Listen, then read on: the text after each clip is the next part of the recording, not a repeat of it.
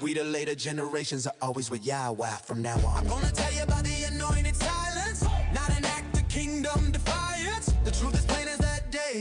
One generation will seize the way away, come what may. Messiah came down to meet and greet. How different, how awesome, how sweet. Oh my, oh my, oh my.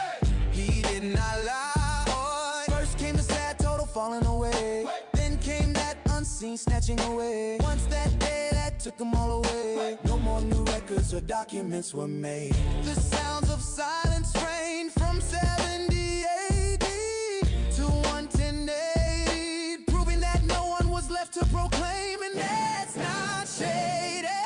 I'm gonna tell you about the anointed silence, not an act of kingdom defiance. The truth is plain as that day. One generation will seize the way away, come what may. Messiah came down to meet and greet. How different, how awesome, how sweet. Oh my, oh my, oh my. He did not lie. Every book was penned before he came back in the first century. Then 40 years of silence, wait for 40 years after he reappeared. Then 40 years of silence, wait for 40 years after he reappeared. Why then the people's conscience not seared? Their response won a great fear. He returned when the remnant yearned for the parousia in the fellowship clouds. Now we know how to break that silent sound. Shout it, shout it, shout it out loud. The sound of silence broken by you and me. The silence for 40 years following 70 AD. Shout it, shout it, shout it out loud. Gives testimony and kingdom glee.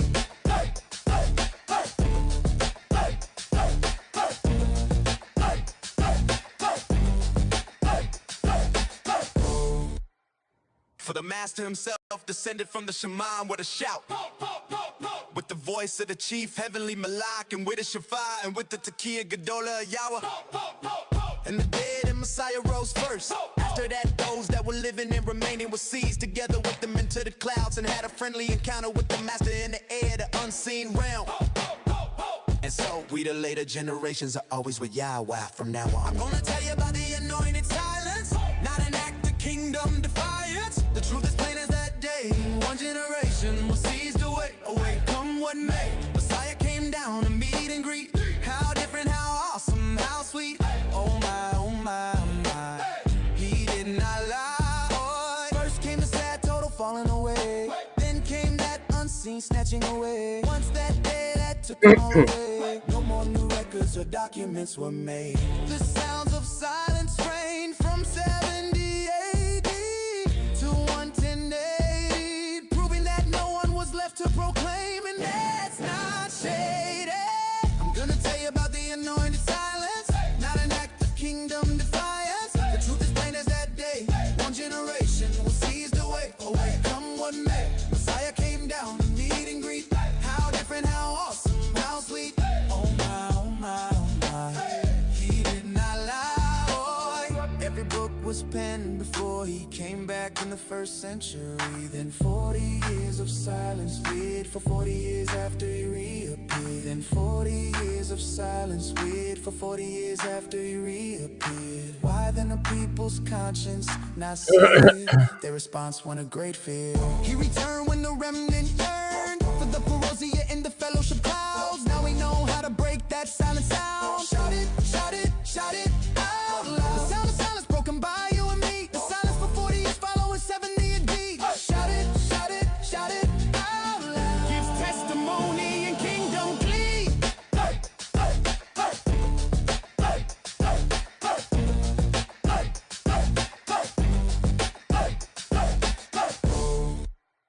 For the master himself descended from the Shemam with a shout, with the voice of the chief heavenly Malak, and with the Shafar, and with the Tekiah Gedolah Yahweh.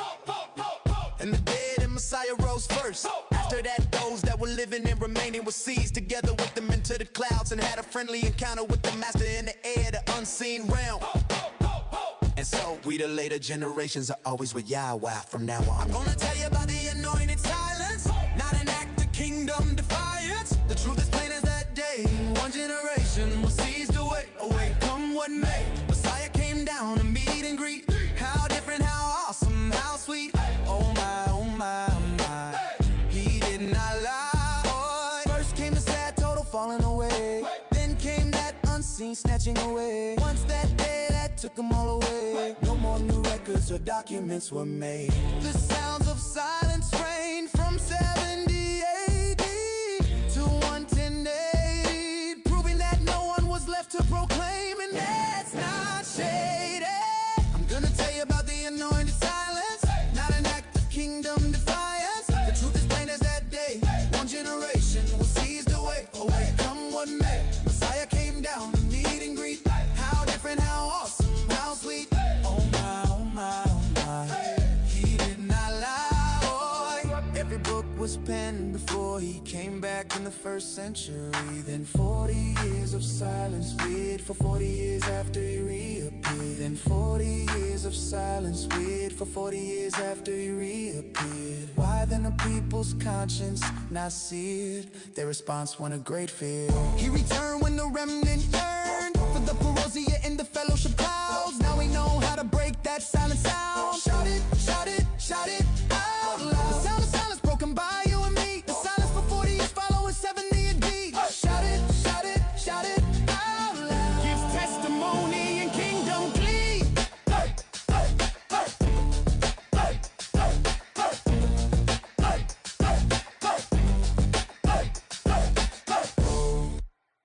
For the master himself descended from the Shemaim with a shout. With the voice of the chief heavenly Malak, and with the Shafar, and with the Tekiah Gedolah Yahweh. And the dead and Messiah rose first. After that, those that were living and remaining were seized together with them into the clouds, and had a friendly encounter with the master in the air, the unseen realm. And so we the later generations are always with Yahweh from now on. I'm gonna tell you about the anointed silence, not an act of kingdom defiance. The truth is plain as that day. One generation was seized away. Away come what may. Messiah came down to meet and greet. How different, how awesome, how sweet. Oh my, oh my, oh my. He did not lie. First came the sad total falling away. Then came that unseen snatching away. Once that day that took them all away. No more new records or documents were made. The sounds of silence reigned from 70 AD to 110 AD, proving that no one was left to proclaim, and that's not shady. I'm gonna tell you about the anointed silence, not an act of kingdom defiance. The truth is plain as that day. One generation was seized away. Away come what may. Messiah came down to meet and greet. How different, how awesome, how sweet. Oh my, oh my, oh my. He did not lie. Boy. Every book was penned before he came back in the first century. Then 40 years of silence, wait for 40 years after he reappeared. Then 40.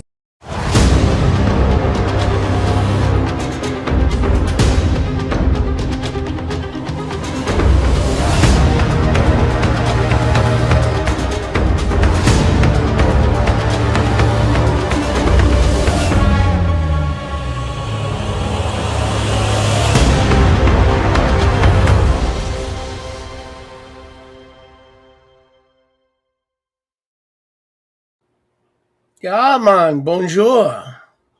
Boker Bonjour. Tov. Boker Tov. Bonjour. I am bright-eyed and bushy-tailed today, ready to go. Yeah, well, it must be the black background because You said to keep it, so we're keeping it. you're more fired up with the I black think so. than with the white. Got that little contrast going on, right? Yeah, that's right. That's right. How are you feeling today, my friend? Well, I'm all right. I mean, I got life is, but we got to learn to subdue the highs and elevate the lows. Kind of reach a balance. So Smooth it out. Smooth it out. yeah, like I used to say, better than most, worse than some, worse than most, better, one of those deals.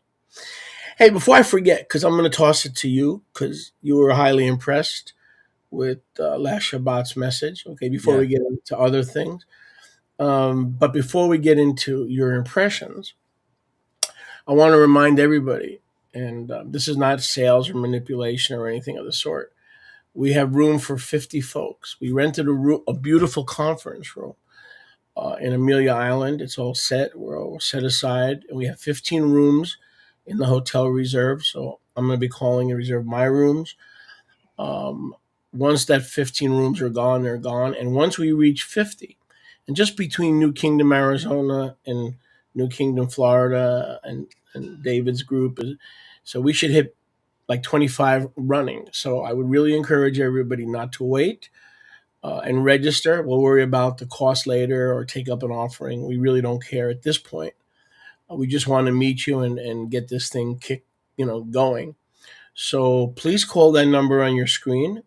Yes. We'll leave it up for a few minutes. A number on your screen, email, and speak to David. Just register. Say, I'm bringing 5, I'm bringing 3, I'm bringing an elder, 2 elders, a musician, a worship, just so we have a good idea. And then as we get close to 50, we'll let everybody know. But don't delay, because there's no financial outlay at this point. We will ask you to help us cover the costs, whether it's a fee at the door, whether it's an offering, and just trust Yahuwah. We don't know and we don't care. We know because we know Yahuwah is going to provide. But Always does. Always does. But main thing is to get registered. That's the main thing. Yep, that's the main thing. The main thing is to let us know of your intention. Even though things can change between now and then, just keep us in the loop. And we understand that this is early yet, but we want to get a really good feel for what we can expect, and with some fluidity, with some wineskin, right? We got a little wineskin room, but we still need to have a pretty good idea. So thank you for those of you who and if you're not sure if you're going to attend, please don't register, because we're going to cut it off. We have to cut it off at around 50, maybe 55, but just if you're not sure, be sure before you phone in or email. And let us know how many. Yes. Let us know how many you're bringing. So go ahead, Apostle Peter. Again, it's good to see you. And it is so good to see you, my friend. After last Shabbat, I was just so very, very, very impressed. I almost called you, and I thought, oh gosh, I can't bother the poor man on Shabbat. But I did write you a note right after the service was completed. I don't often get a chance to watch the full thing live. So a lot of times because of where our services sort of overlap, and then I have time that I spend, kind of with my own people, that I usually catch only a small portion, or have to back up and all that. So this, I happen to catch a lot of, I think all of your service this last Shabbat.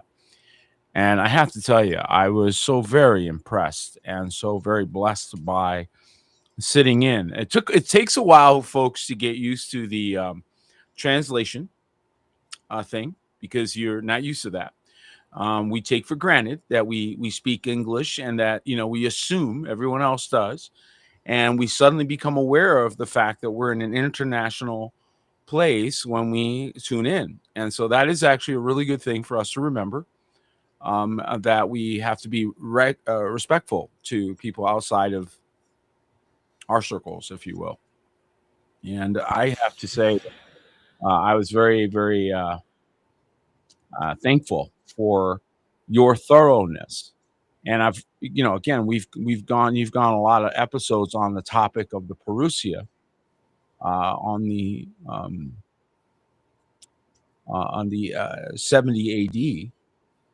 Advent, and this is something that was due, but it was definitely a topic that would ruffle a lot of feathers, because I hate to break it to Tim LaHaye, but you were all left behind. Everybody. Okay. And so the whole concept got shattered by the truth.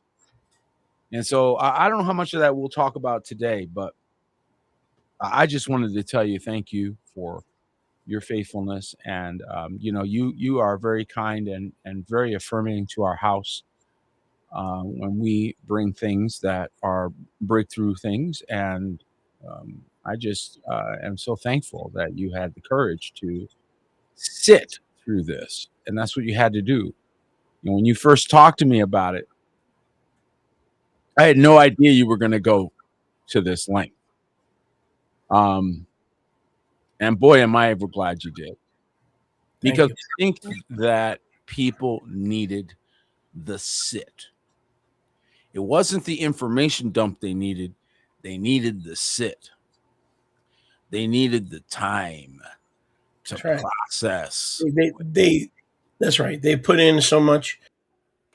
They put in so much time listening to false Yeah. and end time scenarios that it was required, like you said, to force them to sit and begin to take an investment in the Yeah. truth, because they've already invested in all kind of scenarios de joie, and they range from Mickey Mouse coming down on a yellow submarine to Khrushchev being resurrected from the dead.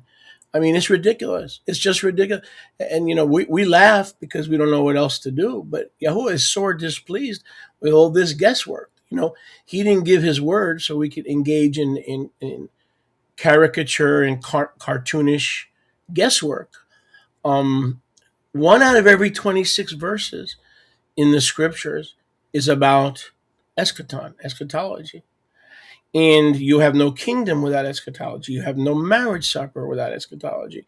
You have no judgment, white throne judgment. That judgment was rendered and is applicable to the ages, and it's recurring to everybody who's born based on the verdict of that judgment at the end of the age. So when you just say eschaton's not important, and what about what about the resurrection? The resurrection is tied in directly to the return. So our hope is in the resurrection. And so the resurrection is vital, and it's all part of the eschaton. It's actually part of soteriology, because the spirit or the soul was redeemed in 30. But scripture makes it clear we're awaiting. We were waiting for the redemption of our body, which means the full redemption was not complete. The atonement was complete. Mm-hmm. Sure. This is critical. Listen to this, guys. Go ahead. Yeah, that's it. That's basically the atonement was complete. Right. However, we had yet to endure a season. And then when that season was completed, that's when the redemption of the body. Now, what was deafening? I don't remember the title. I was trying desperately to remember the title that you gave. I remember the word silence, of course, but I don't remember silence or the sounds. The sound of silence. I thought of the indictment of silence was what hit me. The indictment of the silence.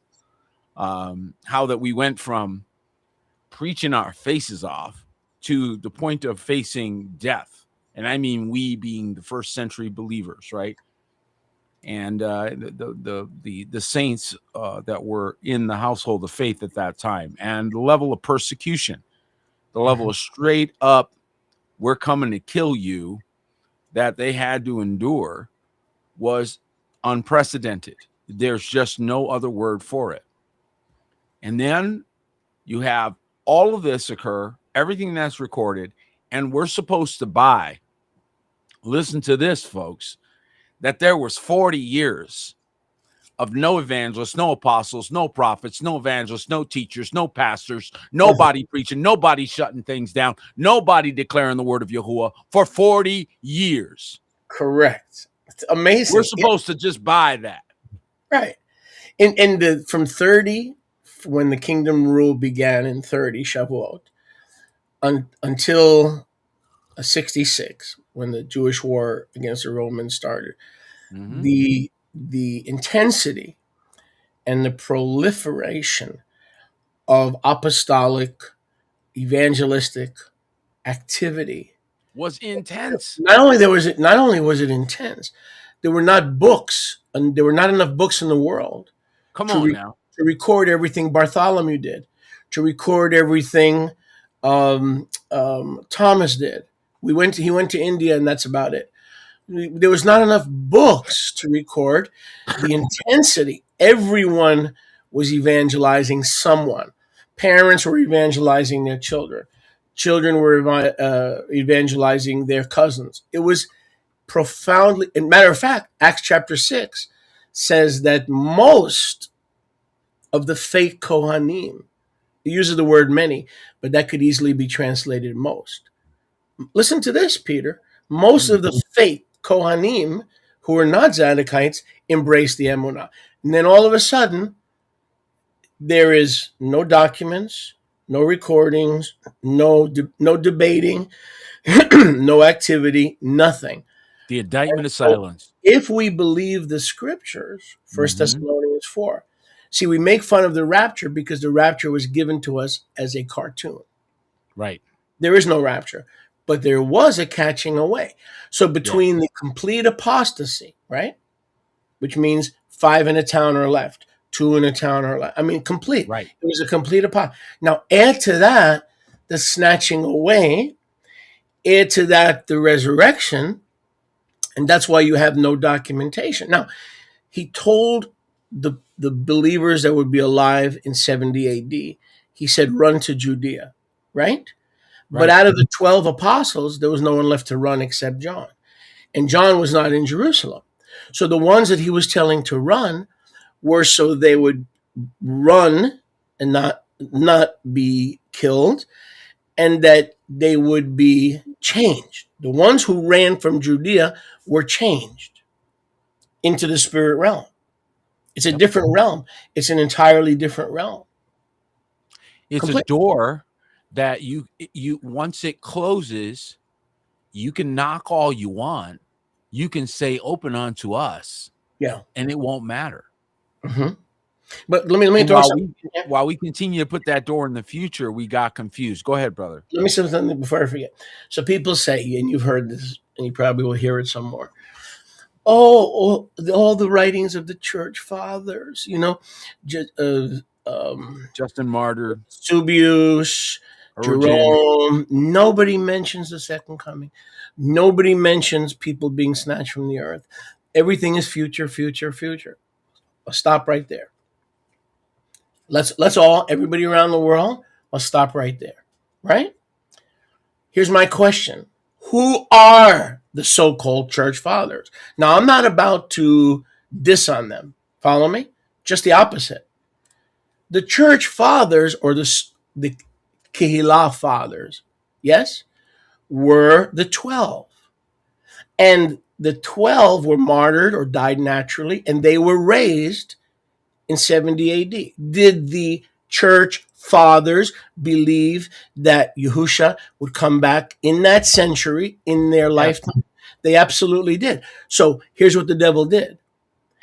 He got the people to believe that the church fathers are the guys that came in the Middle Ages, in the 200s, 400s, 600s, right? But the true fathers, like Kepha, like Sholiach Shaul, they were martyred or died before 70 AD. Thus, they were raised and changed. The living were changed. Thus, did the original, and forgive me for using this term because I even hate the term, did the original church fathers believe in the future coming of Yahusha? Absolutely not. They believed it was in their lifetime. Now, in Philippians, and I saw this the other day, I think I may still have it to you. Can I read this to you? For sure, of course. Actually, I'm gonna do better than that, and I challenge anybody. And I do, if I can find it. And I challenge anybody to do their homework. You see it? You see that, Peter? I see the thing on the screen. Yes, I'm reading it quickly. Yes. Okay. So let me put it here so there's a bit more visible. That might be okay. Because I just don't want the thing in the corner to block it. Can you read it through that blockage? No. I can't. Read. Okay, so then let me try this. No, that won't work. Yeah. Okay, well, let me read it so folks can. That's not going to work. We'll just read it. Okay, yeah, now I got it. Yeah. Now all right, so let's just read this together. Now, this is what Philippians want. This is what the futurists did. And we all know the translators of the scriptures were all futurists. So I looked into the Greek, and here's what it says. I am hard pressed between the two choices. and the King James says betwixt, right? Mm-hmm. I have an intense desire to finish my Mm. course, to meet the master at his return. In other words, Sholiach Shaul expected himself in his lifetime to meet the master at his return Mm-hmm. and be with him at his return Mm-hmm. forever, which is far better. Now, how do I get that leap? I'm going to tell you. The word analo, which is the root Greek 360, occurs twice in the Brit Hadashah. Yet, its placement in two strategically different settings provides a window into the believer's hope and watchfulness. In Philippian, it voices the believer's longing to depart to be with Messiah as if he's not returning. In other words, the traditional interpretation is that Paul is longing to be with Messiah, stop, right? Full stop. But that same word in Luke 12:36, when Luke speaks about the wedding, which you often speak about the wedding and getting in without a garment, the word anolo is to return from and to the wedding banquet. So the only other time this is used, it says that when the master returns to the wedding, when the Son of Man returns to the wedding to marry his bride. So in Luke 12:36, that word is when the Son of Man returns, analo. All of a sudden in Philippians 1:23, it doesn't mean return. But if we're consistent and it means to return, so now we have the correct interpretation. I have an intense desire to finish my course, to meet the master at his return, i.e., the wedding. Mm-hmm. So they can't mean different things. No. It's one word that means the same thing in the because this is a wedding. This is a wedding backdrop, and this is a wedding backdrop when the believer goes to meet the master at his return. Because when does the wedding take place? At the master's return. Right. So Same here word. we are, Same word. 2,000 years later, and you have again the same puppeteers have been telling, and this started again 40, 50 years later.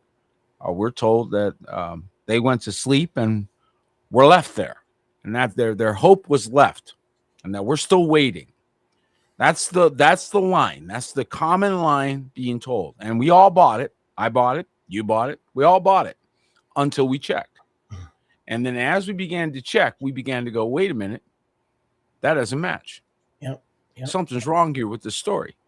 Yep. And we're coming at this from different angles. Nowadays, this conversation is a little different conversation because we're post, certain things. There's certain things that have come out in our time period that have helped the common person go, wait a minute, there are some things back there that we are all realizing they lied to us about.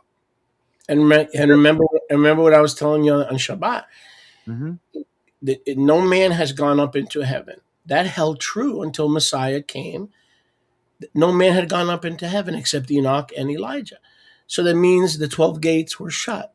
So that's right. Yahusha had to come and he had to return so that henceforth those who were waiting would not receive their perfection and glorification without us. So in other words, the gates were opened at a certain point in time, which was 70 AD. So why is it important? And let me also add, just because I've done 60 parts, I can tell you in the Ruach that every part is different. Just because I label it understanding Messiah's words concerning the second coming, they could be a playlist in themselves. Everyone is a different angle, and it could be their own playlist. You know what I'm saying? So I don't want everybody to think it's the same topic. This topic is so intense. Think about that. I want everybody listening to think. If Yahusha had not returned, then the gates of the New Jerusalem are closed. The new heaven and earth is future. And if the new heaven and earth is future, guess what? We're going to sleep just like we always thought we were going to sleep, right? We're going to go to sleep and we're going to wait for the return. But the gates have been opened. You think this is important? Does anybody think this is important? It gives you not just a hope, right, Apostle Peter? It gives you a blessed hope. There's one thing to hope. There's one thing to hope that you're going to sleep and Messiah is going to wake you up one day, right? Right? But it's a blessed hope to realize, no, to be absent from the body, you go straight through the 12 open gates. Those gates were opened at his return. Without his return, it says, no man will go to heaven until the resurrection. And it says in Hebrews 11 very clearly that all the heroes of our faith, right? Enoch, I don't care what your name, all the heroes of our faith were not made perfect. Why? Because Yahuwah was waiting to send his son back so that they, without us, should not be made perfect. Wow. It was always about the blood. It was always about the lamb. It was always about the redemption. I think about the prophetess who saw Anna, who saw the coming, and saw it then, and had trusted in Yahuwah.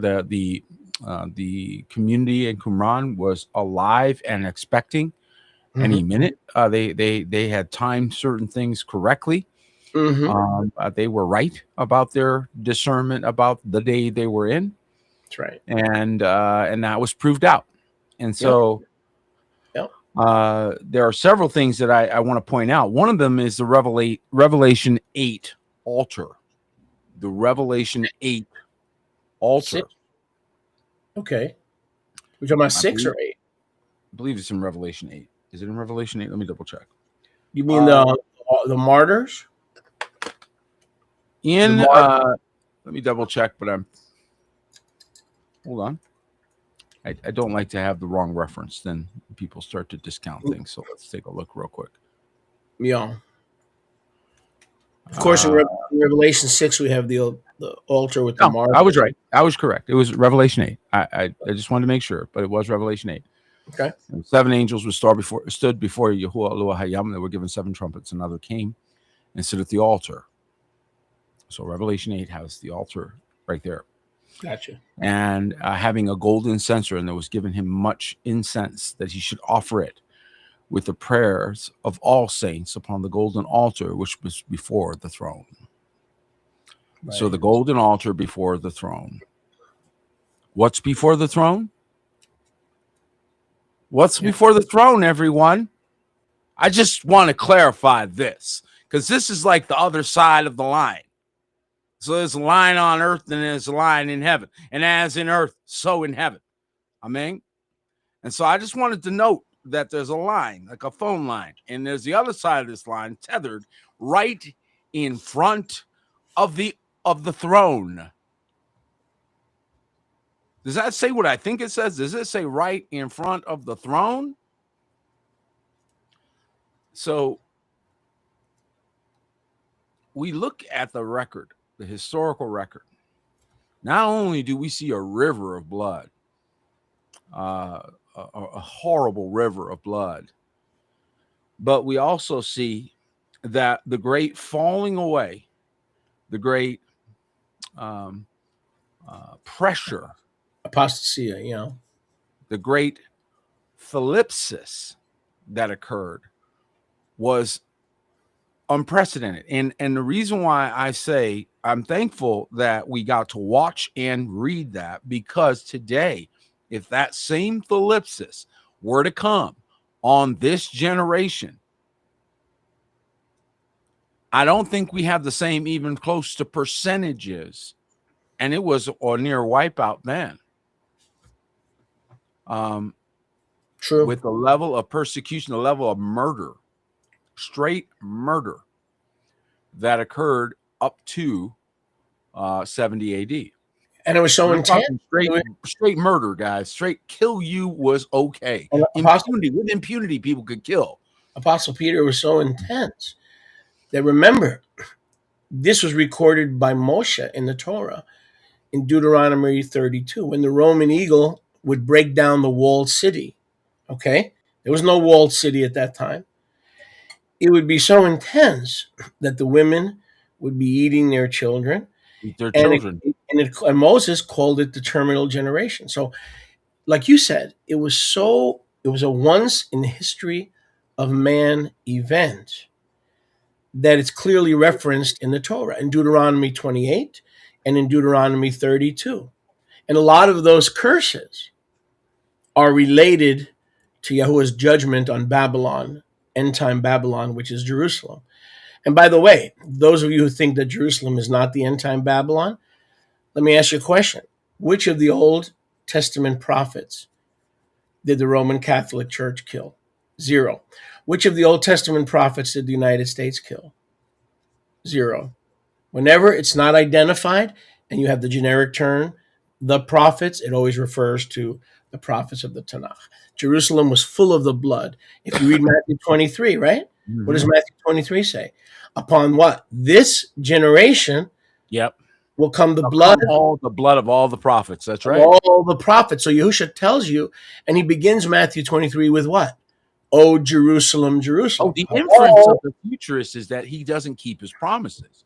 That's just the straight up inference. And it is the undermining of your faith. Look, even if you just take a look at the modern era, from 1600, just take that time period to the present, we have watched one rug pull after another that has been deliberately intended to mass manipulate. They got into serious government or mind control. That's what the word government means. Mental, govern, obviously, to control. So government became very important to certain people. Now, I believe it's because their gig was up and their truth was coming out and people were doing their homework and figuring out they were being lied to. Whenever that happens, they do a wipeout and kill a bunch of folks. Okay. But the Revelation 8 altar is there. And he says, lift up you gates and you lift up your head, O ye gates, and you everlasting doors. And for the King of Kavod will come in. And so we presumed, because of the foolish virgin problem, that he just hold the door open indefinitely, right? That particular door, the one that we're talking about. But again, if you weren't there, you weren't there. If you weren't born, you weren't born. If you weren't chosen for that time period, you weren't there. That's like being upset that you weren't there to see Joshua come into the land of Canaan. It's a historical event that occurred. You can read it, you can understand it. You weren't there. In the same way, we have to take into consideration now, we have to process where we are really versus where we imagined ourselves to be.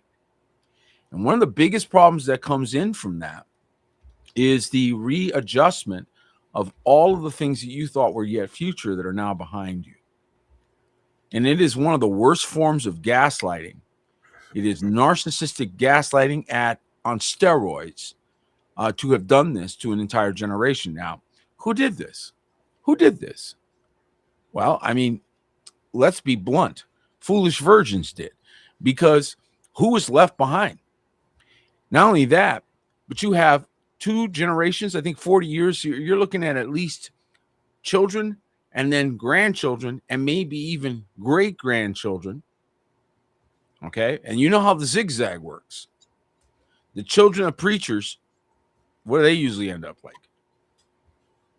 Okay? Children of preachers, they usually zag the other way. Yeah. So their children start picking it up. And you can't deny it. I'm sorry. There's just no way to go around it. Nothing happened until finally around 11 or 110. I think we start to see reemergence. It's almost like, well, they disappeared. They're not coming back. Okay. Right. Like they're all processing what happened. They don't know what to do about it. Right. And so finally enough time has passed that they're just like, well, Must and be they future. start pushing future. Must be And future. without knowing what they were doing, they set up the new momentum of the quote church age. And like you said, set up the Christian Talmud, right? So now we got the oaths and the creeds and we're not going to talk about this stuff. We're going this way. Yeah.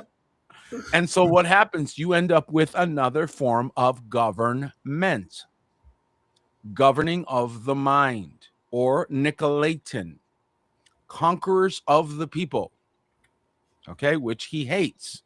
So this is the ultimate Nicolaitans move. Ultimate. He's straight up. I don't care what else you called Nicolaitans. I don't care who else you called Nicolaitans. I don't care who else you have called that name. I'm telling you, nobody is more guilty than the people who made something that was in the past in the future. And this is what you have right here. Bingo, bingo, home run. In her, in Mystery Babylon, End Time Babylon, was found the blood of the prophets, the saints, and all that were slain. In other words, Yahusha's apostle, Yahusha's prophet, and the blood. So Yahusha tells it. He timestamps it. He says, all this blood will be required of this generation, meaning the judgment that is to come will be in this generation. That's right. So that the Jewish war against Rome and Yahusha's coming, it was in that generation, not in a future generation. Now, they tried to twist that word generation that it could mean in this type of human race or among these kind of people. No, that's a different word, and I don't want to get into it now. Gene, No, here's the thing, guys. It's really easy. It's all about seed time and harvest now. Manoah called it out. He's the earth will now stay in its cycles. The interruption of the cycles of earth has ended. Mm-hmm. The judgment against the wicked that were trying to control earth is over. Now it is operating as it's supposed to. Watch this now, because there's a lot of people that don't get it. They think, well, why are all these things here? Why are all these things still on the earth? Where does he have to beat swords into plowshares? Where does he have to do that? In your heart. That's right. And you have to change. It is not something that's going to come from President Donald Trump. It's not going to come from the EU. It's not something that's going to come because somebody passed an edict or some great man of God, as they like to say, stands up and says, everybody be nice. No, it's going to come because we have it written in our heart and mind. And here's another thing that we have to revisit just briefly. We revisited this before. People say when the Messiah comes, there'll be peace on earth, goodwill toward men. The lion will lie down with the lamb. The snake will play with the goats. Blah blah blah. Okay, when your premise is wrong, your conclusion is wrong. Correct. Right. Correct. Okay. If we go, what's the end of the truth? The end of the truth is Revelation 22. Outside paradise, the Garden of Eden, paradise, heaven, Yahusha's home, the many mansions, where we're going, right? Right. Outside are murderers, idolaters, thieves, whores, liars, and everyone who loves lies and makes lies a living. So you have been taught that when Messiah comes, there will be peace on earth. Now you come to find out through people like Apostle Peter and myself, there is no peace, saith my Yahuwah, to the wicked, and he's not coming to refurbish the earth. He made a way to get you inside the gates. Now, inside the gates, right? The lion will lie down with the lamb, right? We will beat our swords into plowshares. Where? Inside the gates. Or what is the preparation for those gates, Peter? It is the assembly. Listen, the kingdom is not there's just so in you. much here that I'm going to unpack for you The kingdom folks. is not just in you, right? The That's kingdom right. is the assembly waiting to be promoted like they were in the first century. But And right you now, have the only to kingdom, harken back to that. Come on, the only folks. kingdom you're going to see, guys, the only kingdom you're going to see is the assembly. That's right. Until you graduate to the Zion that is above, the first gathering of the firstborn on the true Mount Zion. You will be there one day, but not if you're in this assembly. So if You can't handle the footman, you ain't going to run with the horses. Yeah. You can't handle the footman. You can't handle simple things on earth as it is in heaven. You're supposed to be praying a daily prayer. Yeah. Right. Somebody may say, where is the kingdom? I'm just saying, don't pretend that we don't all know this. Right? Don't all pretend we don't know this, that we are going through this process as a testing, right? So first of all, we finally found our topic for today, by the way, guys. Here's our topic for today. You think? You ready? Here's our topic. Our topic for today is how that in the garden, while earth was good, earth was already good.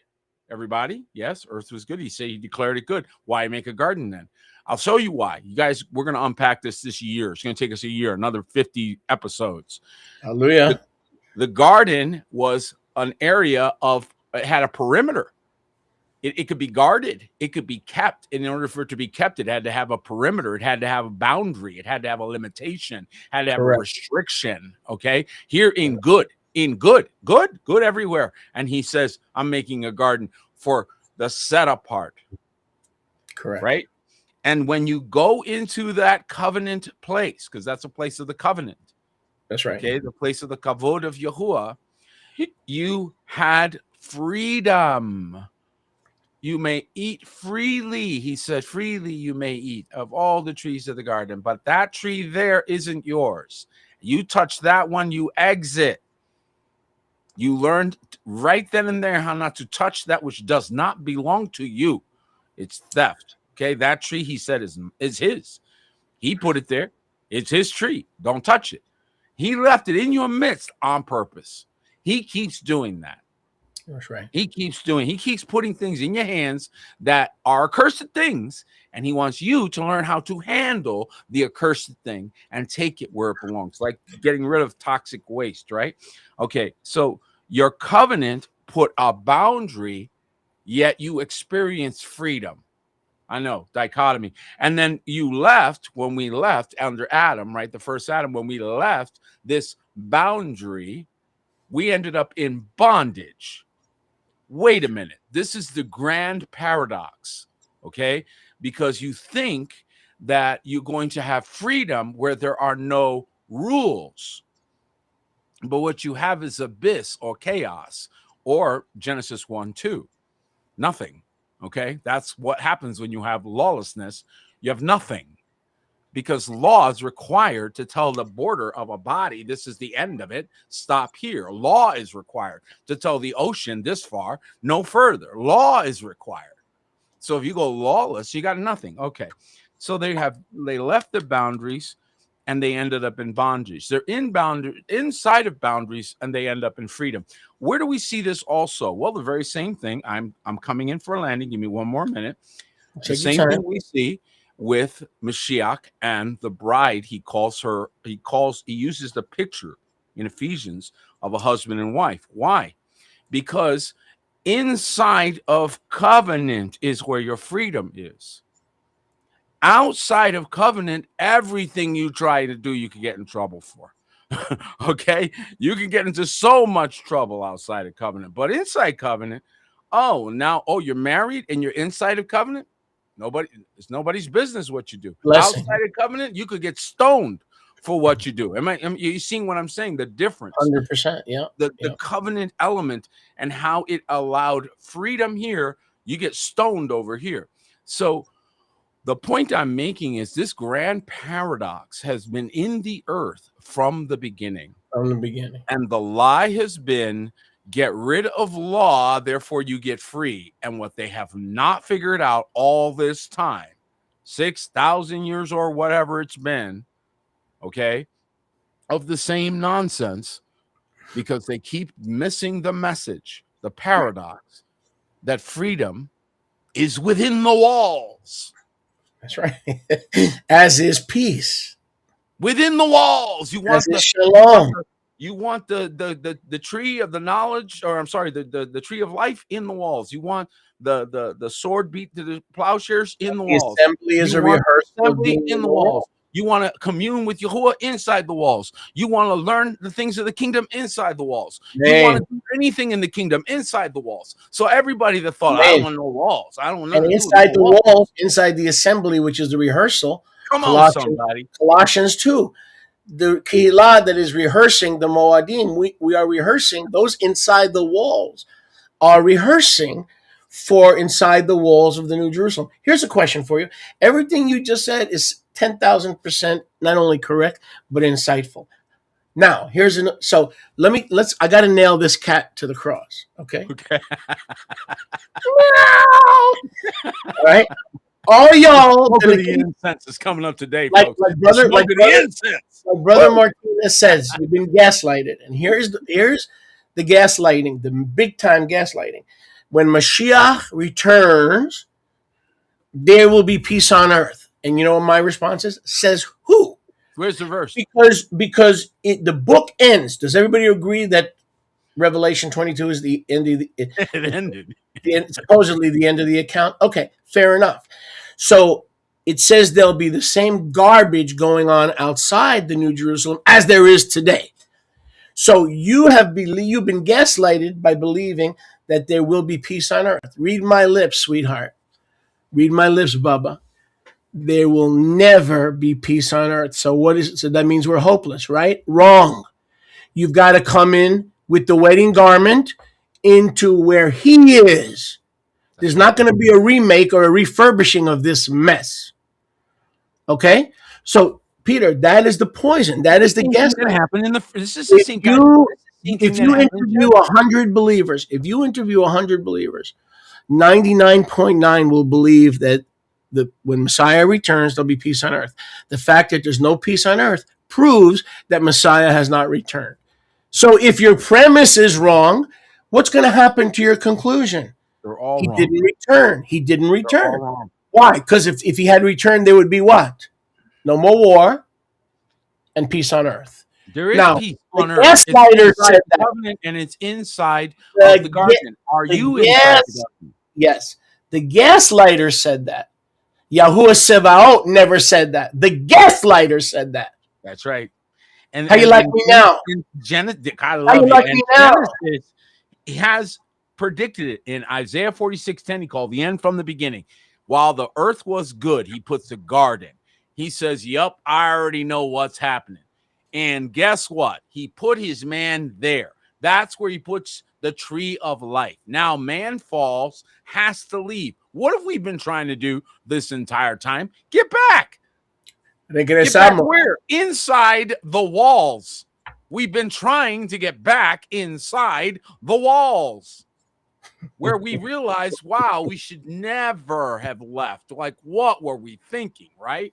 We disobeyed the commandments, we being all of Adam's children, right? So let's just I mean that in the general sense. Mankind, right? So we all sinned in Adam, all sinned according to the scripture. So we were all victims of this same bad choice.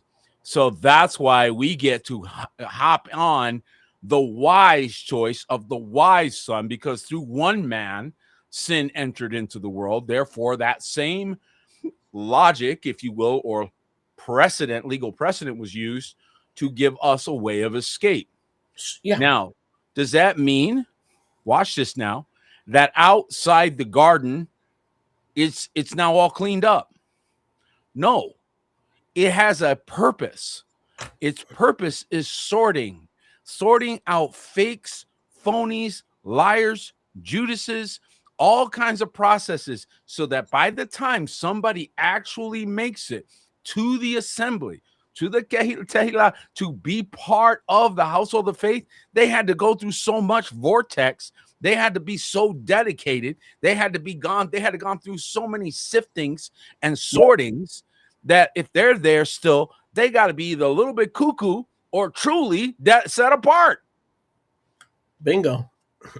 And what he said, you had to be a fool for Mashiach. You had to be willing to look cuckoo. You had to be willing to go crazy for him. Why? Because you're auditioning.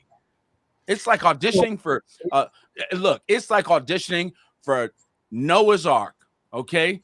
And you're the third monkey on the ramp. I mean, you better fight like you the third monkey. You better get that spot, right? Now all of a sudden running your race made more sense. Now all of a sudden, watch this, okay? Laying your life down for your brother suddenly made a lot more sense. It wasn't just a platitude, man. It might literally cost you your life to cover your brother's retreat. And it might mean you die, like Zacharias had to die to cover the retreat of his wife and his son. Yeah, I want to address the Christians who are going to be watching this broadcast in the future. Whew. You believe Fire. you believe that the Messiah has not returned because there's no peace on earth, and I'm telling you, you've been gaslighted. So my Big question, time. my question to those folks is, if that is true and Messiah's return is in the future, how does that make you as a Christian or as a Nazarim different than the unbelieving Jews? They don't Nothing. believe that. You know why they don't believe he came first or second time? Because there's no peace on earth. That puts you in their boat, not in Noah's Ark. That doesn't put you in the kingdom. That doesn't put you in Noah's Ark. That puts you in their boat. Oh, put you in Aiken's boat. They keep thinking that this is all about natural things. It's all about the natural world. It's all about natural benefits and all natural prosperities and all that stuff. You keep getting fooled by the same thing Aiken got fooled by. It's about honor. It's about passing tests of honor. This entire experience is all about honor. You all get the same exact 24 hours a day. Nobody gets more. So the people that are honoring him are using the same 24 hours. They're not using a special 24 hours. They don't get an extra day in the week. Okay. Here's another one for you, folks. I know I'm on a soapbox, but stay with me, brother. Oh, please. There is no do-overs You're either. fired up. I love it. This whole do-over mentality has invaded the household of faith. And as a result of that, people continue to do very poor in everything they do. Because if you believe, oh, I'll make up for it, or if you believe, oh, I'll do it tomorrow, or if you believe, oh, I can somehow have a do-over, you will never process present moments with excellence. It is only those people who understand that their moment is given them once and once only. And you have to become good at today. No kingdom mulligans. No such. As a matter of fact, it's funny you should bring that up. I was talking to Evangelist David about this, and I became nearly a scratch golfer. And you know, one of the things that occurred that I had to do that, I had to stop doing mulligans. Mulligans had me up in the 90s. I was hitting up in the 90s and sometimes didn't even break 100 until I got rid of the mulligan. When I got rid of the mulligan, I had some horrible rounds. But you know what started happening? Accountability. I started having to hit the ball right the first time. I didn't get to drop another ball. And if it went in the woods, I had to live with that. And I had to take a penalty shot. And I'll tell you what, after a while, you get tired of looking for your ball in the woods. You start practicing better and you hit the ball straight. All because you quit giving yourself a mulligan. I won 3 tournaments in 2018, 3 of them, and they miscast me because I was already a certain age and they were supposed to put me with the old guys. But I didn't say anything because I looked young. You mean you didn't hit off the short tee? They the ladies. Nah, tee? man, they put me with the kids, and I took 3 of the trophies and came in second twice. So I'm only telling you this stuff, guys. Which, by the way, I lost a bunch of. I didn't make any friends. It was the most worthless waste of time of my life. But nevertheless, the point was, You learn. you learn, and you're not going to get good. You're not going to become excellent at anything that you give yourself mulligans on. Second chances. Yeah. No mulligans. Or third chances for that matter. Yeah. You want to become great? No mulligans. That's right. Learn to process the moment you're in the moment you're in it. Yes. Absolutely. Okay. So sorry. I feel like that was a word from heaven. The Nazarim who believe to hear that. Powerful. So the Nazarim who believe that Messiah will return, you've bought into the gaslighting of the Jews. There is no difference than what you believe in the Jews. Now you say that's not true. I believe in his first coming in the atonement. Fine. But your logic ends you in the same place. In the same place. You share the same raison d'etre of the rejection of the Messiah's return or the setting up of the kingdom. The Jews say there's no peace on earth. There's wars more than there ever was before. You're parroting the same thing. I thought you were supposed to be kadosh and separate from the unbelievers. I believe it's worse than that, guys. I don't think it's that innocent. I'm sorry. It's either gather, you scatter. And if you are a futurist, you're a scatterer. Because we love the futurists. We love the futurists. I was a futurist. I continue to believe that way for a long, long time. It is evidence. It is the eye opening. It is his name, by the way. So you don't get free from Egypt until his name comes in.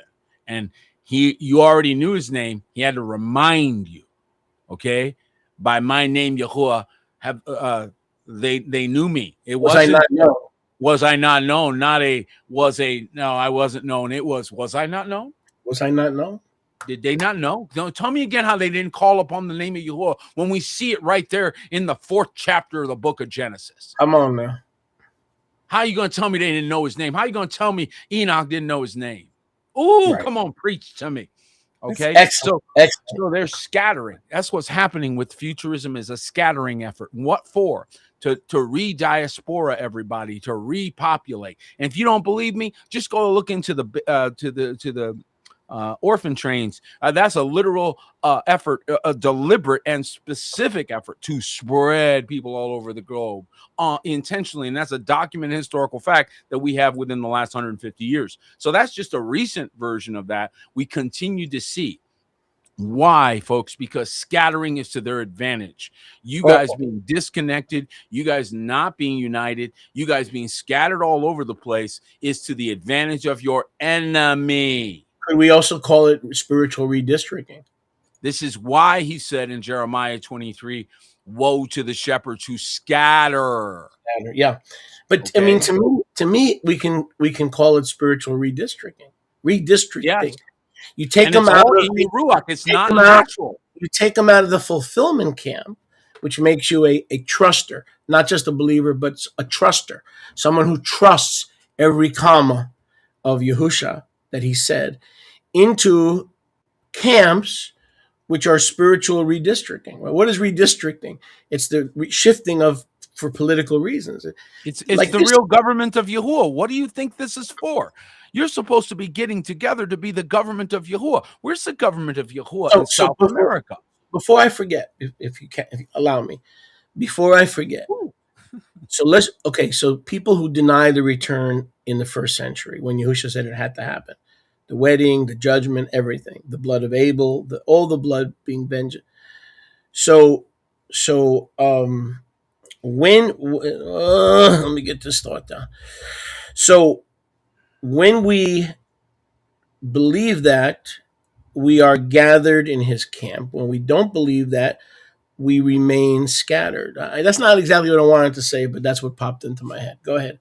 I'll remember. While you start talking, I'll remember what I wanted to say. Yeah, and jump in. Just New York me. So you're good. When we saw the restoration, for example, of the 12-stone altar, why did he have us do this?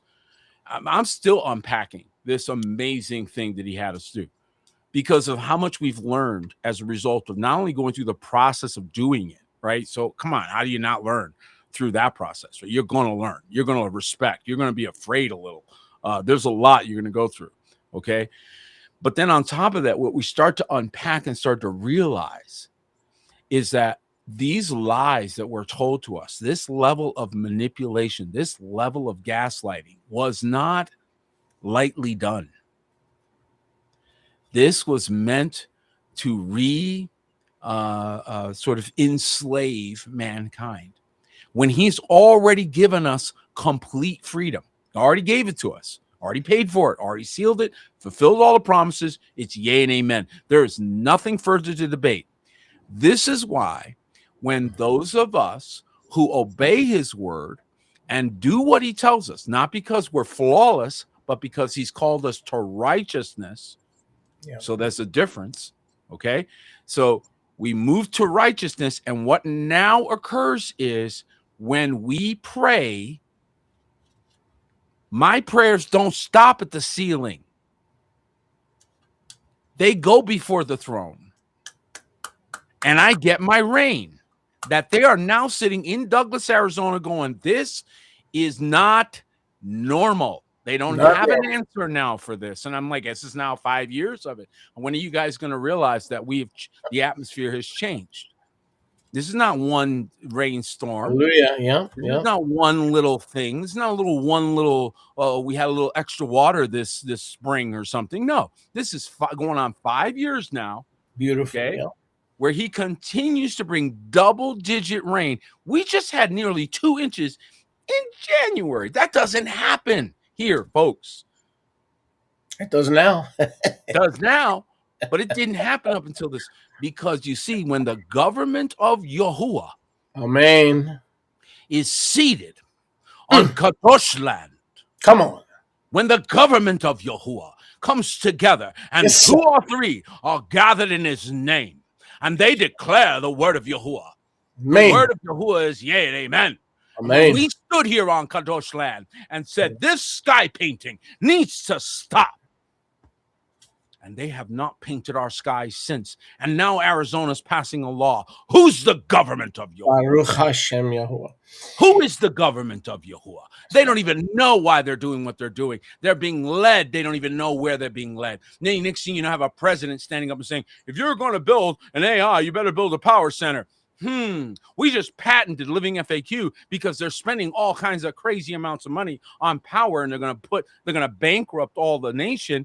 And funny, we didn't ever go send a note to the president. We didn't say nothing to him. We didn't call him because we know who we are. Amen. And we know that if we just stay seated in our place in heavenly places, Amen. at 4,200 feet, where sometimes we're inside of a cloud. We live in the cloud. That's right. That's right. The I'm telling Parousia. you right now, I continue to see it. And See, the Parousia is an abiding presence. The Parousia is not just a historical pinpoint of 70 AD. Like you just said, the Parousia is the abiding presence of the Come king. on, somebody. I want to make that very clear. If you look at the Greek, it does not mean second coming. It means the king who appears, listen, abides with the people and the people abide with him. It's an abiding presence. Now, listen carefully to what he just said, because this guy ties to what the king said. He said, if ye abide in me, and my word abides in you, ask ye whatever you will, it shall be done unto you. I ask Messiah, my king, for a pittance compared to what he handed me. And he is my witness. He knows I asked for one thing. I asked for a one of something. And he gave me 7,000 of the thing I asked one of.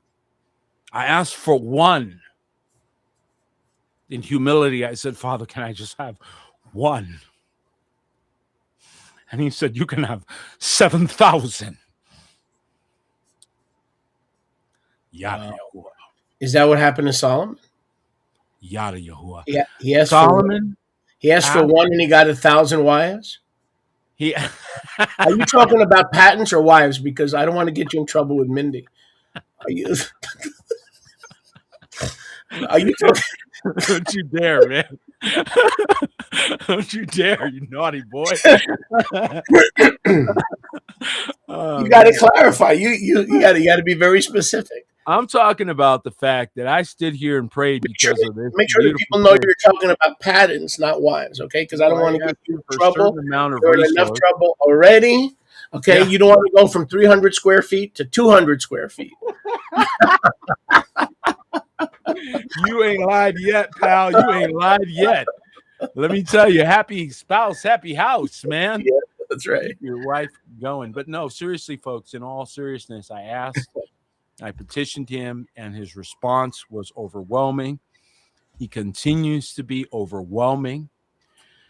And yet he leaves the unbeliever in this state of unbelieving. In other words, those who are, just like he said in the book of Revelation, let them continue in this behavior. You be set apart. You are proving your set apartness in a hostile environment. I remember sitting, I'm going to say the last thing I'm going to say about this. I remember sitting in, you're on a roll. I was sitting in Tiberias, and they pulled me in because they were going to try and deport me. I didn't realize that was happening, but that's basically what had happened. And I'm suddenly sitting in what basically looked like a police station. I'm like, whoa, I think I got arrested. Here, I thought they just wanted to have a chat. Apparently, they wanted to have a chat while I put me on a plane, right? Oh. And I am there with my kippa and my tzitzit, okay? And there's this Jewish guy, and he's looking me up and down, and he's being very disrespectful. And I don't even know what's going to happen to me at this point, but I sure wasn't going to sit and take that. And so, sure enough, my landlord was an attorney, so she got me out of that jam. And then we began our case against the state of Israel, where they had to recognize that I am, in fact, a descendant, right? So they had to stay my deportation lawfully. As the judge said, you can't do that. I quote, he has rights, end quote. So they unfortunately had to deal with those rights, which I think was Yahuwah's purpose. But I remember sitting there in that office that day, and the man's looking up and down and looking at my tzitzit and so forth. And I looked at him and I said, you know something?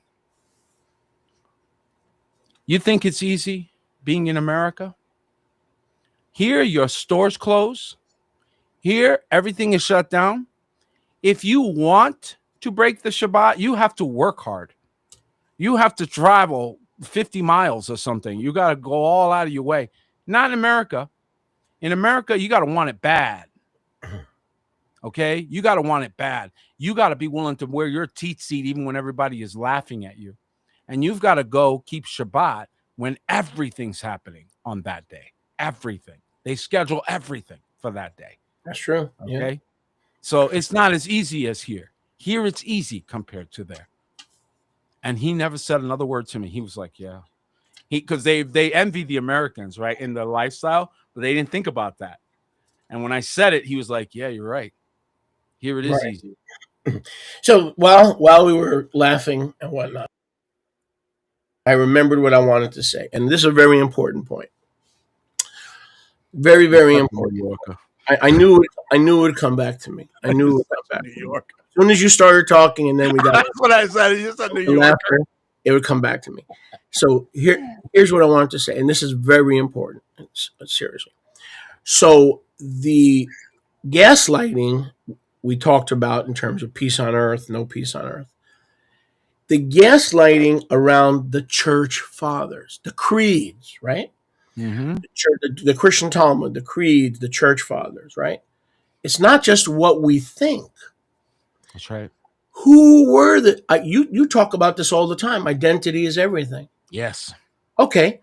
We cannot, the average Joe and the average Nasarim, if you ask them who the church fathers were, they were Origen, Justin Martyr, Polycarp, Chrysostom. Watch this. Grandchildren. Wait, watch this. The church fathers were all Nasarim, Torah observant, number one. Number two, they were resurrected into the unseen realm. So obviously there's no documents. Nobody saw anything. They were resurrected into the unseen realm, which is where the living Yahusha lives. Yes, he doesn't live in Tel Aviv. He lives in the unseen realm, right? And then the living were changed. So every church father who were truly Nasarim, correct? Mm-hmm. Every church father believed that Yahusha would return when? In the century when the blood of all the martyrs would be avenged. They all believed that he would return in that century when the blood of all the martyrs from Abel to Zechariah would be avenged. So you've been gaslighted because you've been told the church fathers begin in the 200s and the 300s and the 400s. As Yahuwah lives, every Nasarim, Torah following, you want to call them church fathers? Have at it. Everyone believed the second coming was time-stamped for that specific generation. That's right. So not only we have the gaslighting of the peace on earth, okay? Yeah. We have the gaslighting of who are the church fathers. Do you realize do you realize we can have 74 broadcasts on that? Because if you don't got the identity right. Right, exactly. Every person you read about in the scriptures believed in the first century return of Yahusha. Don't you dare come to me anymore, you skeptics, and tell me about the church fathers. Because from now on, if we're going to talk about the church fathers, we're going to talk about the 12. And now who all went into excuse me, who all went into the unseen realm of resurrection life in the first century. Amen. That's right. And why are we listening to the great grandchildren of foolish virgins who didn't listen when they were trying to evangelize them? They were trying to get them saved. So the very fact that they were here, hey, we're here, means this is your second chance. This is your chance. This is it. And you get to come through the gate. How? With obedience. So once again, we circle back to the same thing. We circle back to obedience. We circle back to adding to the assembly, such as should be what? Saved. Yeah. So again, if you didn't get into the assembly, you didn't make it into those gates. I said you didn't make it into those gates because you didn't think that was important. But then you want to make it into the other gates. So I have a question for you. I'd say they're one and the same, folks. Yes. I have a question for you about the gate. This is not a setup. It's just a revelatory procedure here. Amen. Think of me as a dentist. So the garden was evacuated. Melachim were put on the eastern gate to keep fallen man back from the Kadosh HaKadoshim, right? Amen. And the set apart place, right? Correct. We've been told that when the New Jerusalem descends out of heaven, Revelation 21, verses 1 through 2, and Yahushua rose from the dead and returned in 70 AD, then now the 12 gates are open, and the Garden of Eden is being repopulated with every saint of all the centuries from 70 AD forward, correct? Mm-hmm. Now here's a question. Did anybody enter the New Jerusalem before 70 AD? In other words, the answer is yes. Enoch, in the book of Jubilees, says that he was the high priest of the Garden of Eden. So it not only tells you in Genesis 5 what Yahuwah did with Enoch, it tells you where he took him. He's been in the garden from the day he was transformed. And that's in the book. Now understand something here, folks. That's in the book of Jubilees. A couple things that you need to understand here. Can you see everything? Real quick. Can you see everything? The answer is no. Our visual acuity is very narrow spectrum, very narrow. So even on earth, you cannot see everything. Elisha had to pray for his servant to see what was already there on the side of the mountain. It didn't come because he said it. He opened eyes so that his visual spectrum would expand temporarily to include the spirit realm for just a moment, so that he could see spiritual bodies on horses ready to attack. Okay, so ready to defend the saints. Beautiful picture of the fact that we live in a multi-dimensional world and a multi-dimensional experience going on all the time. So I happen to be in Portal, Arizona. You can't make this up. The only state that has both the alpha and the omega of the English language in the, I would say, captain nation of the English language. Right. And he puts us on the East Gate line, and he says, there, put it there. That's a good spot. Put my name there. This is where I want to put my name. Right here. Right here. Yep, put it here. Yep, right on this line. Put a flag on. Okay, great. Why is he doing these things? He specifically does things for a reason. We may not even fully understand it. Adam sure didn't fully understand it. He was living in Eden, and he didn't fully understand it. Okay? So we can sometimes be in the midst of what he's doing and not fully get it. But Jubilees is multidimensional. But like you said, multidimensional. But Jubilees says that while the Moriah temple was standing, and they went from incorrupt to corruption, right? Mm-hmm. They became a corrupt priesthood. Enoch, simultaneously, now get the power of this, Enoch was ministering as the true high priest in the Garden of Eden. No doubt waiting for John the Baptist. No doubt waiting for Yahusha. But that lineage was somehow kept alive. It literally says that Enoch was in the New Jerusalem once he was taken. So Genesis 5 tells you he walked with Yahuwah, he pleased Yahuwah, and he was taken. But Jubilees, the little Genesis or the little Torah, tells you where he was taken. So even back in Enoch's day, those inside the gates, at that time there was one, right? Kept the faith, kept the priesthood. He kept everything going. And then once Yahushua returned in 70 AD and we were raised, people say, where were they raised to? Another realm. There was no writing, there was no scrolls, there was nothing. They were with the master, and their focus was on angelic activity. It was no longer on transmitting human messages to humans, right? Can you imagine walking around? And by the way, nobody wants to talk about, except people like you that understand it, and me. Nobody wants to talk about why for 40 years, nada. When in the history of prophetic revelation, except the intertestamental period between Malachi and Matthew, which was ordained and common knowledge, other than the intertestamental period of silence, when did Yahuwah ever stop revealing truth? Moreover, why would apostolic activity stop? Yahushua said, preach the gospel until I return. Did he not say this gospel shall be preached unto the kingdom as a witness, and then shall the end of the age be? Because he said at the end of the age that the gospel witness would stop. He said that in Matthew 24:15.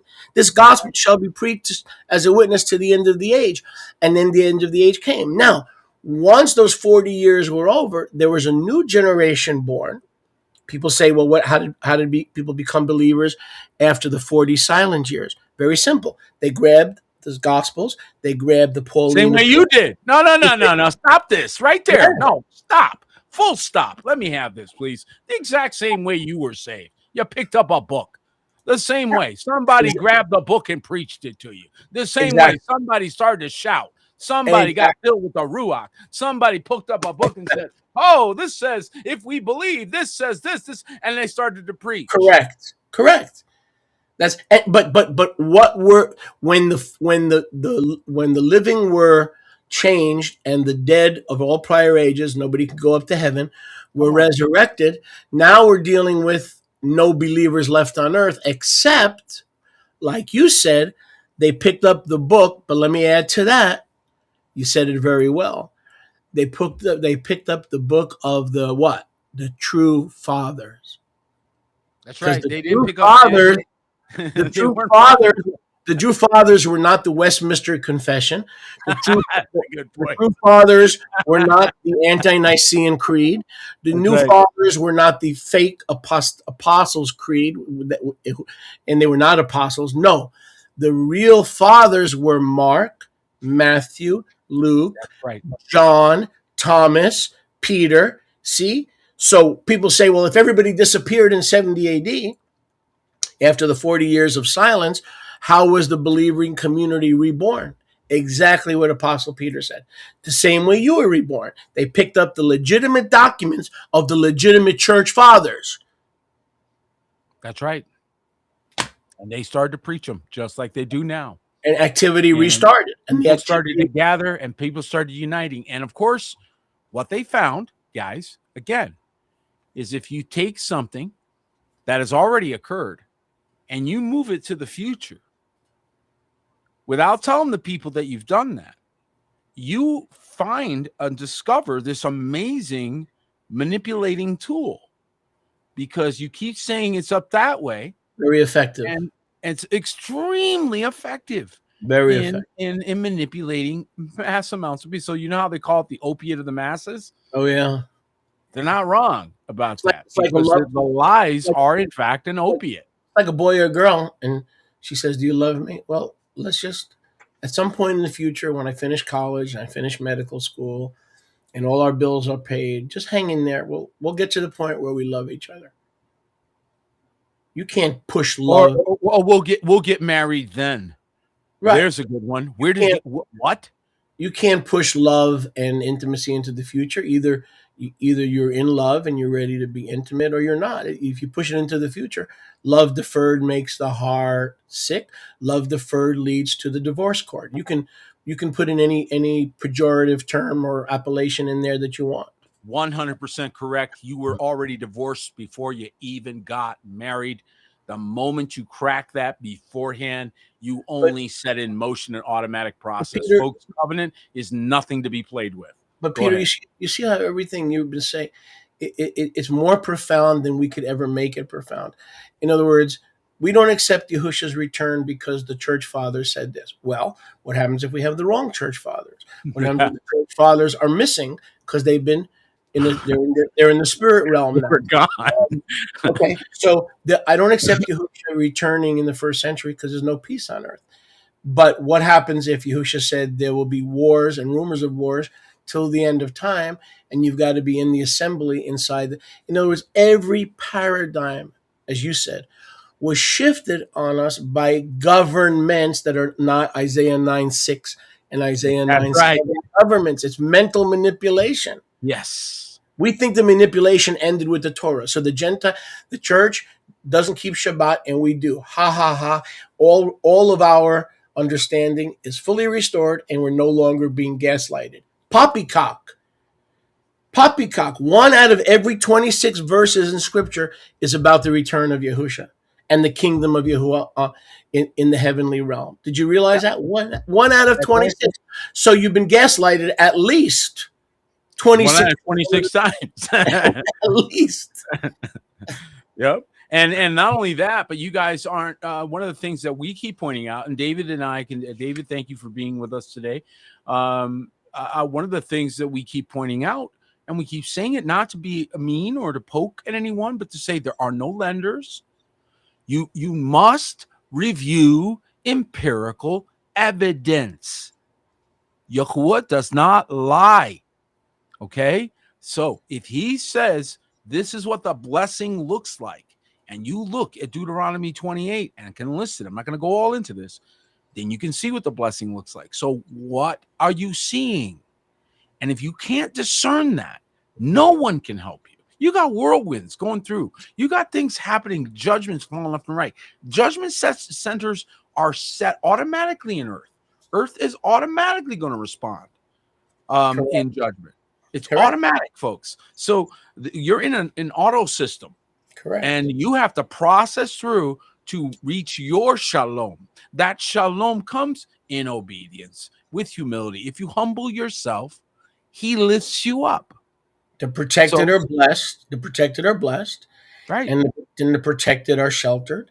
And the protected are set apart.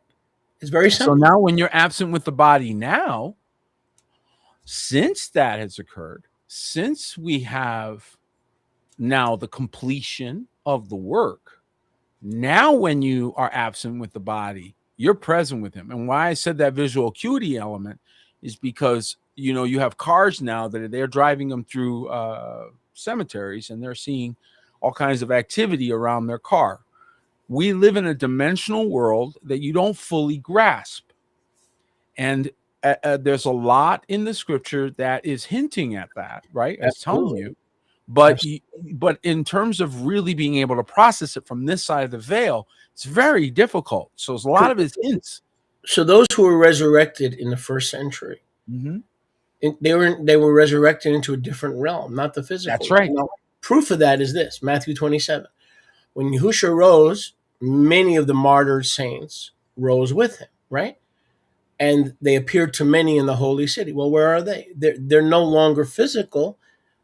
They're in a different realm. So what would make people think that we, who are part of this, not the first resurrection, because we didn't rise in Matthew 27, that we're going to be physically resurrected, but they who were the first fruits, with the first fruit, singular, who had the highest honor, they were the martyred of the Tanakh. Those who rose in Matthew 27 were the martyred of the Tanakh, right? Well, where are they today physically? Answer: nobody listening can find them. Therefore, even those who were seen at one time are no longer seen in physically resurrected bodies. I want you to think about it. Seen at one time. At one made time. their appearance. Okay, so this is very important, because how many know that you can go to jail for failure to appear? Just saying. And men are commanded to appear before him 3 times a year. And these are feast windows of the Shamayim.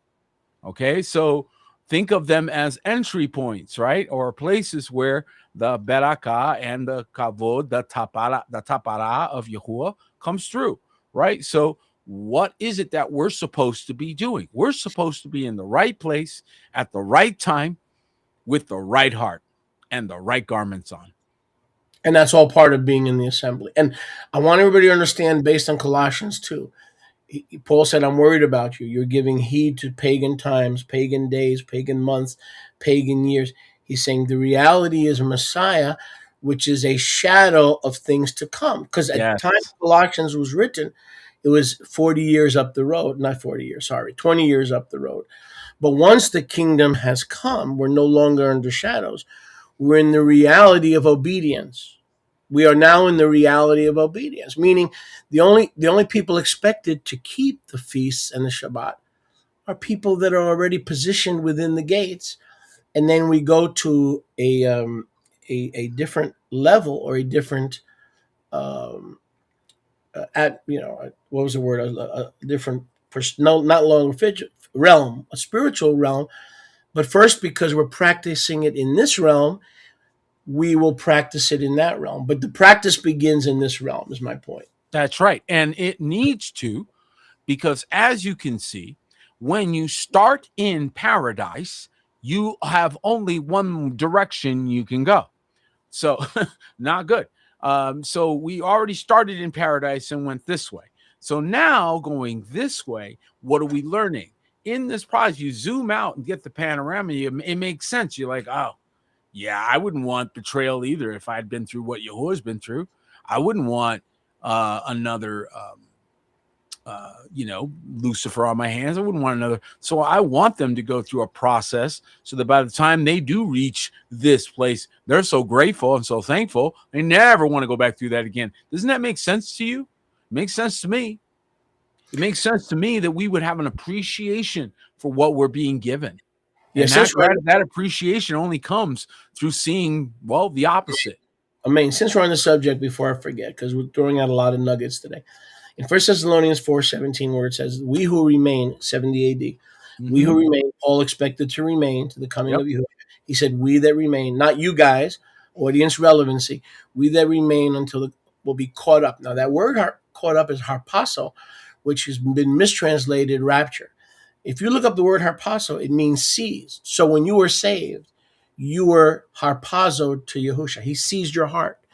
When you committed your walk to Yahusha, you were harpazoed. You were seized. It doesn't mean it is without direction. In other words, it's a seizure by the Spirit, sin, or a-directional. The word catching up is not in the Greek. Let me say that again. This is important, right? Mm-hmm. The word harpazo, mistranslated catching up in the Greek, is the word up is not in the Greek. It's in the Greek. It's not even implied. For instance, in Acts chapter 8, when Philip was transferred from Zotis to this place, or from this place to Zotis, right. Say it. The word was he was seized by the Ruach. That could be a kick in the butt. Yep. It could be a push. It could be a directional guidance. It didn't mean he went up. Right? That's right. So when you got saved, it's a figure of speech. Your heart was raptured by, for, to, and through the Ruach. That's what that word harpazo means. It does not mean a separate rapture, separate from the resurrection. It's part of the resurrection. Right. Okay. Now, it just so happens that in that verse, those who were changed wound up in a different realm, in the heavenly realm. But it doesn't have to mean up. It could mean seized downward. It could mean seized sideways. You know, Peter, Yahuwah put us together, and I am harpazoed to be in ministry with you. I am fully seized and committed. I am fully seized and committed to be in ministry with you. That is harpazo. That's what the word harpazo means. That's a great point. Great way to say that. Wonderfully said. Wonderfully said. And guys, to wrap this a little bit here, so we come to an end, this is empirical evidence.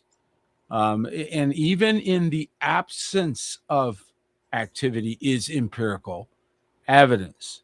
That was one of our points today, is that we must zoom out and take in the panorama and say, oh my, we missed some things. And now, as a result, we're now reviewing the empirical evidence, like many of you are, looking Yep. around Earth, seeing burnt buildings that you thought was a mountain. It looks now it's a building. What? Wait a minute. What is this? You're seeing structures that we don't have the technology in our present modern era. Baalbek, a good example, where we couldn't reproduce these structures. So we're all asking new questions as we walk around Earth, right? And this is a wise thing to do, because now you're going to come into the truth.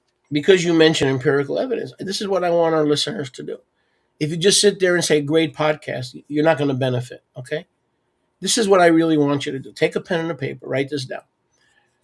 What Nazarene believing Christian testimonies, documents, apocrypha, pseudo-apocrypha, I don't care, small apocrypha, smallpox, I don't care what kind of document. I want everybody to go online or go to your local library, and I want you to return to me next week with a list of any apostolic or evangelistic activity or any documents from the year 70 until Origen began to write in 110, and Justin Martyr, That's what I have. I have 70 to 110. Origen in 180 and Justin Martyr in 110. Yeah. So I want, come back to me. And so instead of saying we're wrong and all these, and these guys are out on a limb, they're crazy. Okay, fine, fair enough. I want you to explain how apostolic ministry disappeared from the earth when Yahusha wants the saved to be saved in every generation except one. Well, what happened to the tools of Yahuwah, to the mouthpieces of Yahuwah in that generation? 40 years is a generation. Come back to me next week and show Peter everything regarding activity or documentation of the gospel for those 40 years. And then we'll revisit the evidence, because Apostle Peter just told you the silence is the empirical evidence. It is empirical evidence. It is. So I challenge anybody to bring us apostolic activity and or documentation of activity, unless they started disobeying Yahuwah entirely. In other words, the only other alternative, other than the resurrection into a different realm, is they all decided to disobey Yahuwah. They all converted to Zoroastrianism, or they all renounced the Tetragrammaton, and they all became priests of Baal. If you're prepared to make that argument, if you're prepared to posit that all the believers in 70 AD all converted and became priests of Baal, please bring the evidence. It's a compelling, it's absolutely damning evidence. If you are on trial and this is the kind of evidence that's being brought, it's going to be difficult to overcome that. And so how would you explain, you were supposed to be there from 7 o'clock to 11 o'clock? 7 to 11. Yeah, 70 to 11, 110. Yeah, you were supposed to be there, and there was nobody there. How do you? Where's the log? Where's the activity? Okay, and if you were a watchman, where's the watchman? Huh? Where are the watchmen? There are a lot of things that occurred in that 40 years. Where are the watchmen? Where are all the things that you would normally see? Right. Yeah, you know where all the church fathers were? In a different realm. In a different realm. And every one of the church fathers believed in the first century return. That's right. And what you guys are actually seeing in churchianity is church grandchildren, and the grandchildren of those who didn't disappear, or maybe the ones that did disappear, but they're still here. Say that again, brother. New York. So be careful what you're following, because these are the apologists who were trying to make themselves look better after having been left behind. You're listening to grandchildren. You go, whoa, we are listening to the Left Behind kids? No, how many of your grandchildren support the family? None. You're listening to the grandchildren. We went back to the fathers, the actual fathers. Okay, and these guys to these naughty grandchildren who missed the boat. So, folks, I'm glad you got to sit with us through this, and I hope you took good notes and come back with questions. We're always happy when you guys ask us questions, and that's how we learn. We ask hard questions, don't we, Sholiak? We sure do. And we enjoy doing that. That's right.